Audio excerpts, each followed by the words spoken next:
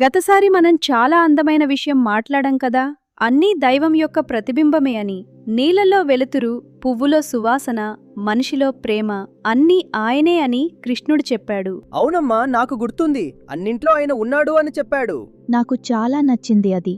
నేను పూలు చూసినప్పుడు ఇప్పుడు అనిపిస్తుంది ఇక్కడ కూడా కృష్ణుడు ఉన్నాడు అని. మీరా చాలా బాగా చెప్పావు. కానీ ఇప్పుడు కృష్ణుడు ఇంకో ముఖ్యమైన విషయం చెప్తున్నాడు. ఈ ప్రపంచంలో 3 రకాల శక్తులు ఉన్నాయని, అవి మన ఆలోచనలని, మన పనులని, మన మనసుని ఎలా ప్రభావితం చేస్తాయో అని. 3 రకాల శక్తులా? అవేంటి నాన్నా? అదే మనం ఇప్పుడు చూడబోతున్నాం. కృష్ణుడు అర్జునుడికి చెప్తున్నాడు, ఈ శక్తులు అర్థమైతే మన లోపల ఏం జరుగుతుందో అర్థమవుతుంది. మనం ఎందుకు కొన్నిసార్లు అలా ప్రవర్తిస్తాం, ఎందుకు కొన్నిసార్లు ఇలా ప్రవర్తిస్తామని కూడా తెలుస్తుంది. ఇప్పుడు శ్లోకం చదువుదాం. బలం బలవతాం చాహం కామరాగ వివర్జితం ధర్మావిరుద్ధో భూతేషు కామోస్మి భరతర్షభ. ఇక్కడ కృష్ణుడు అర్జునుడికి చెప్తున్నాడు, బలవంతులలో ఉన్న బలం నేనే, కాని ఆ బలం ఏ రకమైనదో చూడు. కోరికలు లేని బలం, అహంకారం లేని బలం. అంతేకాదు, జీవులలో ఉన్న ధర్మానికి వ్యతిరేకం కాని కోరిక కూడా నేనే అని చెప్తున్నాడు. అమ్మా, కోరికలు లేని బలమంటే ఏమిటి? బలముంటే ఏదైనా చెయ్యాలని అనిపించదా?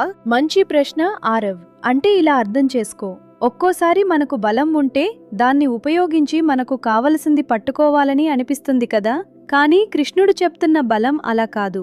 అది సహాయం చేయడానికి, నిలబడ్డటానికి ఉపయోగపడే బలం, ఏదైనా గెలుచుకోవటానికి కాదు. అంటే మనకు కోపం వచ్చినప్పుడు అరవకుండా ఉండటం కూడా బలమా? అవును మీరా, అదే నిజమైన బలం. ఎవరైనా మనల్ని కోపగించినప్పుడు అరవకుండా ఉండటం, అది చాలా కష్టం. అది లోపల నుంచి వచ్చే బలం. నాన్న, ధర్మమంటే ఏమిటి? ఆ పదం వచ్చింది శ్లోకంలో. ధర్మం అంటే ఏది సరైనదో అది చెయ్యటం, అది కష్టంగా ఉన్నా సరే.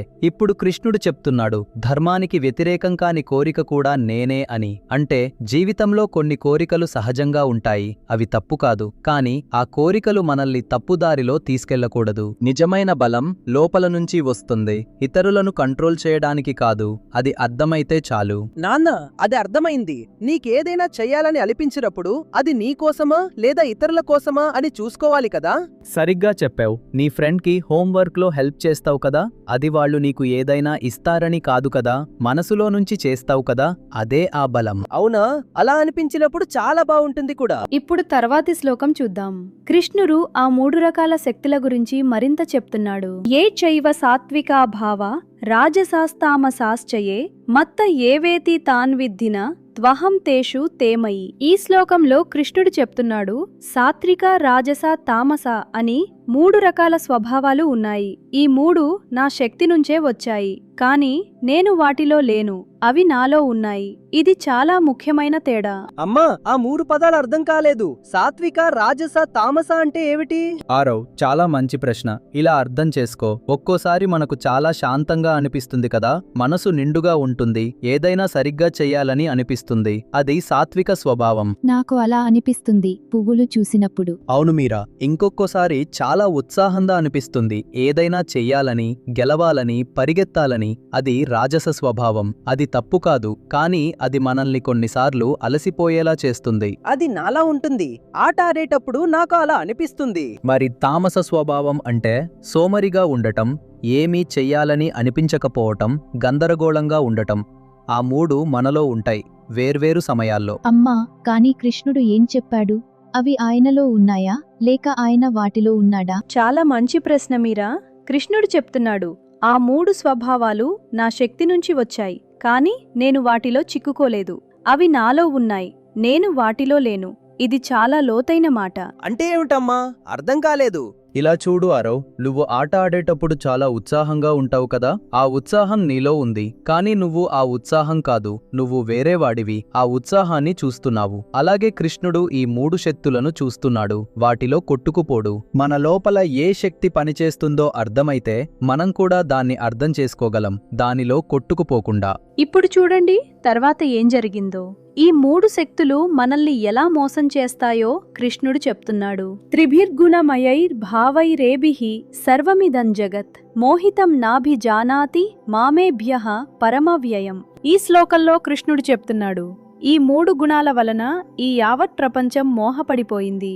మోహపడటం అంటే మాయలో పడిపోవడం, అసలు నిజం ఏమిటో కనిపించకుండా పోవడం. అందుకే జనాలు నన్ను ఈ 3ంటికి అతీతంగా ఉన్న శాశ్వతమైన వాడిని చూడలేకపోతున్నారు అని చెప్తున్నాడు. మాయ అంటే ఏమిటమ్మా? మాయ అంటే ఒక రకమైన భ్రమ. అంటే అసలు విషయం కనిపించకుండా మనల్ని మోసం చేసేది. ఒక్కోసారి మనకు ఏదైనా చాలా ముఖ్యమైనదిగా అనిపిస్తుంది కదా, కానీ తర్వాత అది అంత ముఖ్యం కాదు అని తెలుస్తుంది. అది మాయ. నాకు ఒకసారి అలా అనిపించింది అమ్మా. ఆ బొమ్మ చాలా కావాలని ఏడ్చాను. తర్వాత వచ్చాక 2 రోజులు ఆడి పక్కన పెట్టేశాను. మీరా, అదే మాయ. ఆ బొమ్మ వస్తే అన్నీ సరిపోతాయని అనిపించింది కదా, కానీ అది అంత నిజం కాదు అని తర్వాత తెలిసింది. నాన్న, పెద్దవాళ్ళకు కూడా ఇలా అవుతుందా? అవుతుంది ఆరవ్, పెద్దవాళ్లకి కూడా అవుతుంది. ఇంకా ఎక్కువగా కూడా అవుతుంది కొన్నిసార్లు. ఎందుకంటే మనం పెద్దయ్యే కొద్దీ ఎక్కువ విషయాలు కోరుకుంటాం కదా. కృష్ణుడు చెప్తున్నాడు, ఈ మాయ వల్ల మనిషి అసలైన నిజాన్ని చూడలేకపోతున్నాడు. ఆ నిజం ఏమిటంటే ఈ అన్నింటికీ అతీతంగా మారని శాశ్వతమైన ఒక శక్తి ఉంది అని. అమ్మా, మాయ నుంచి బయటపడటం ఎలా? చాలా మంచి ప్రశ్న మీరా. నిజాన్ని చూడటం అంటే ఏది శాశ్వతం, ఏది తాత్కాలికం అని గుర్తించడం. ఇప్పుడు చాలా ముఖ్యంగా అనిపించేది కొంతకాలానికి మారిపోతుంది కదా, అది అర్థమైతే మాయ కొంచెం తగ్గుతుంది. నిజాన్ని చూడటం, అది లోపల స్పష్టత వస్తే సాధ్యమవుతుంది. అదే కృష్ణుడు తర్వాత చెప్తున్నాడు. ఇప్పుడు తర్వాతి శ్లోకం చూద్దాం. కృష్ణుడు ఒక చాలా ముఖ్యమైన మాట చెప్తున్నాడు. దైవీ హ్యాష గుణమయి మమ మాయా దురత్యయ మామేవ ఏ ప్రపద్యంతే మాయామేతాం తరంతితే. ఇక్కడ కృష్ణుడు చెప్తున్నాడు, నా మాయ చాలా శక్తివంతమైనది, దాన్ని దాటడం చాలా కష్టం. కాని ఎవరైతే నన్ను నమ్మి నా దగ్గరకు వస్తారో వారు ఈ మాయను దాటగలరు. అమ్మా, నమ్మడం అంటే ఏమిటి ఇక్కడ? కళ్ళు మూసుకుని నమ్మడమా? కళ్ళు మూసుకోవడం కాదు ఆరవ్. నమ్మడం అంటే ఒక పెద్ద లక్ష్యం కోసం, ఒక మంచి విషయం కోసం నడవడం. మనకు అర్థం కాని విషయాలు కూడా ఉంటాయి జీవితంలో. అప్పుడు అన్నీ నేనే చేయాలని పట్టుకోకుండా వదిలిపెట్టగలగడం. అమ్మా, అది కష్టంగా అనిపిస్తుంది. వదిలిపెట్టడం నాకు చాలా కష్టం. మీరా, వదిలిపెట్టడం అంటే పట్టించుకోకపోవటం కాదు. నువ్వు నైస్గా సైకిల్ నేర్చుకున్నావు కదా, మొదట్లో పడిపోతావేమో అని భయంగా ఉండేది కదా. అవును నాన్న, చాలా భయంగా ఉండేది. కానీ నువ్వు ట్రై చేస్తూ ప్రాక్టీస్ని నమ్మవు కదా. ఒక్కసారి నేర్చుకుంటాను అని పడిపోయినా మళ్ళీ లేచావు. అది నమ్మడం, ప్రాసెస్ని నమ్మడం. అన్నీ నేనే కంట్రోల్ చెయ్యాలని కాకుండా. నాన్న, అది అర్థమైంది. నేను ఒకసారి మ్యాథ్స్ ప్రాబ్లం అర్థం కాలేదని చాలా ఫ్రస్ట్రేట్ అయ్యాను, కానీ మళ్ళీ ట్రై చేశాను. అది కూడా అలాంటిదేనా? అవునారవ్, అదే. ఒక పెద్ద లక్ష్యాన్ని నమ్మి మనకు అర్థం కాని సమయాల్లో కూడా ముందుకు వెళ్లడం, అది మాయను దాటే దారి. ఒక పెద్ద లక్ష్యాన్ని నమ్మి నడవడం, అది కష్టమైన సమయాల్లో మనల్ని నిలబెడుతుంది. ఇప్పుడు చూడండి తర్వాత కృష్ణుడేం చెప్తున్నాడో. ఎవరు ఈ దారిలో రారో అని. నమాం దుష్కృతినో మూఢాః ప్రపద్యంతే నరాధమాః మాయయాపహృత జ్ఞాన ఆసురం భావమాశ్రితాః. ఇక్కడ కృష్ణుడు చెప్తున్నాడు, ఎవరైతే తప్పు పనులు చేస్తూ ఉంటారో, ఎవరైతే మాయ వల్ల వారి జ్ఞానం కప్పబడిపోయిందో వారు నా దగ్గరకు రారు. వారు లోపల ఒక చీకటి స్వభావాన్ని పట్టుకుని ఉంటారు. అమ్మా, జ్ఞానం కప్పబడిపోవడం అంటే ఏమిటి? ఆరో, ఇలా అర్థం చేసుకో. మనకు లోపల ఏది సరైనదో తెలుసు కదా, కానీ కొన్నిసార్లు కోపం వచ్చినప్పుడు లేదా చాలా కావాలని అనిపించినప్పుడు ఆ తెలివి కనిపించకుండా పోతుంది. ఆ క్షణంలో మనం తప్పు చేసేస్తాం. అది జ్ఞానం కప్పబడిపోవటం. అమ్మా, అది నాకు అర్థమైంది.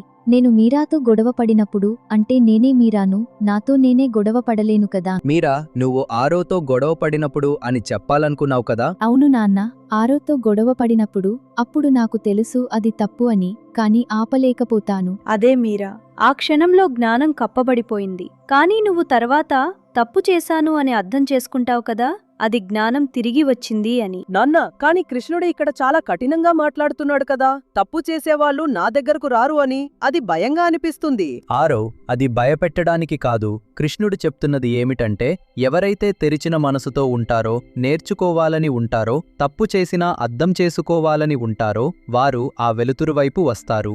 ఎవరైతే నాకు అన్నీ తెలుసు, నేను ఎప్పుడూ సరైనవాడినే అని మూసుకుపోతారో వారికి ఆ వెలుతురు కనిపించదు. అంటే తెరిచిన మనసు ఉండటం చాలా ముఖ్యమా నాన్న? అవును మీరా, నిజమైన జ్ఞానం వినయంగా ఉన్నప్పుడే వస్తుంది.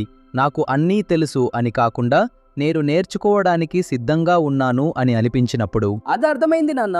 తెరిచిన మనసు ఉంటే చాలు కదా. అవును ఆరవ్, కృష్ణుడు ఈ 5 శ్లోకాల్లో చాలా అందంగా చెప్పాడు.